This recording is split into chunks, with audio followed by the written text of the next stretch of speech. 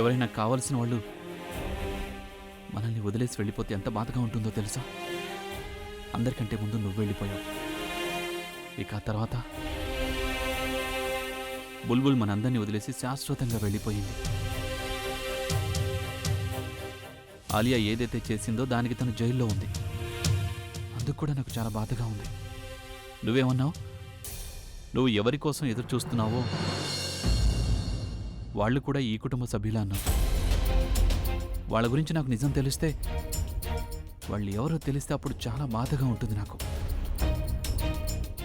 నిజం చెప్పాలంటే ఆ వ్యక్తి ఎవరో నేను అస్సలు తెలుసుకోవాలనుకోవట్లేదు. ఎందుకంటే ఆ షాక్ని నేను తట్టుకోలేకపోవచ్చు.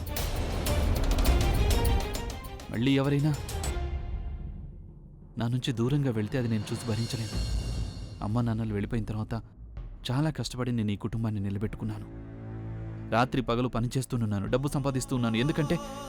ఎందుకంటే నేను అందరి అవసరాన్ని తీర్చాలని అనుకున్నాను. వీళ్ళందరినీ ఒకటిగా కలిపి ఉంచాలనుకున్నాను. ఈరోజు ఇదే డబ్బు కారణంగా నా ఫ్యామిలీ అంతా చెదిరిపోతోంది.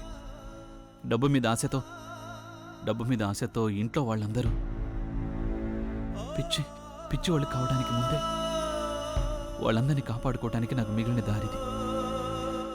వాళ్ళందరికీ సమానంగా ఈ డబ్బుని పనిచేసేయి. వాళ్ళందరి దగ్గర డబ్బు సమానంగా ఉంది అంటే అప్పుడు ఇంకెవ్వరూ ఇలాంటి పనులు చేయడానికి ఆలోచించరు. భగవంతుడా, ఇప్పుడు ఈయన బుర్రలోకి ఎందుకు ఈ కొత్త ఐడియా వచ్చింది? ఎంత స్వచ్ఛమైన మనసు మీది. మిమ్మల్ని మోసం చేసే వాళ్ళని కూడా మీరు మార్చడానికి ప్రయత్నిస్తున్నారు. కుటుంబాన్ని మార్చడానికి ఇంత పెద్ద త్యాగం చేయాలనుకుంటున్నారు. అంతా అందరికీ పనిచేసిన తర్వాత మీరెక్కడికి వెళ్తారు? నేనెక్కడికైనా వెళ్ళిపోతాను. ఏదైనా కొత్త చోటుకి వెళ్ళిపోయి నేను నా కొత్త ఫ్యామిలీతో కలిసి నా కొత్త జీవితాన్ని ప్రారంభిస్తాను. ఇక్కడ వీళ్ళు సంతోషంగా ఉంటారు, నేను అక్కడ నా ఫ్యామిలీతో సంతోషంగా ఉంటాను. నేను, నా బిడ్డ, తన్ను.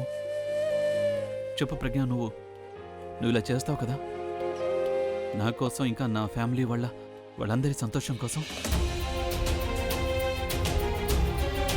అలా చేయడం వల్ల అంతా సర్దుకుంటుంది అనుకుంటున్నారా? ఇప్పుడు ఇదే దారుంది. ఇంకా ఏ దారి మిగిలింది చెప్పు. ఒకవేళ మీకు అలా అనిపిస్తే గనక మీ ప్రాపర్టీ ఇంకా డబ్బు పోయిన తర్వాత తన్ను మిమ్మల్ని పెళ్లి చేసుకుంటుంది, మీతో పాటే ఉంటుంది అనుకుంటే అప్పుడు మీరు చాలా పెద్ద పొరపాటు పడుతున్నారు. నువ్వేం చెప్పాలనుకుంటున్నావు? తన్ను నాతో పాటు నా డబ్బు కోసం ఉందా?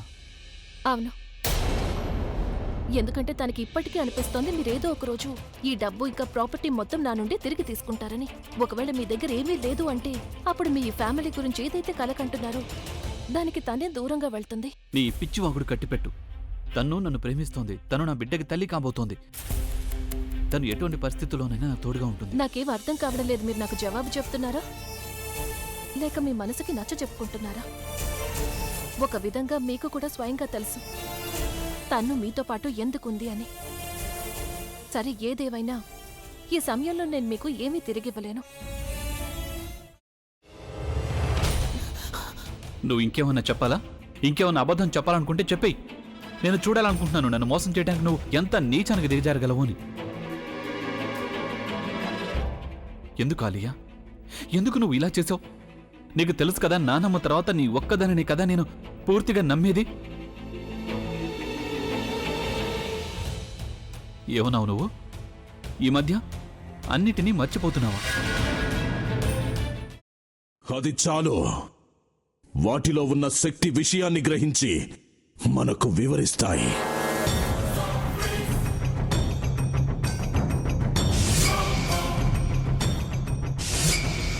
ఎవరు ఆ దండ విప్పొద్దు, గది తలుపులు తెరవద్దు.